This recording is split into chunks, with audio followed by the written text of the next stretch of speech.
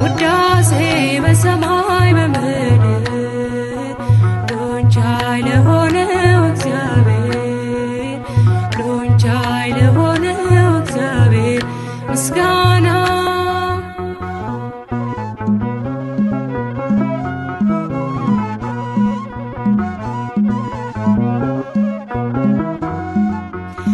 ረድኤትን እየላከ ከመቅደሱ ያዘኑትን ያጽናና መንፈሱ በልልና ይመለካል ይከበራል የማይሻር ንጉሳችን ነግሶ ይኖራል ምስጋና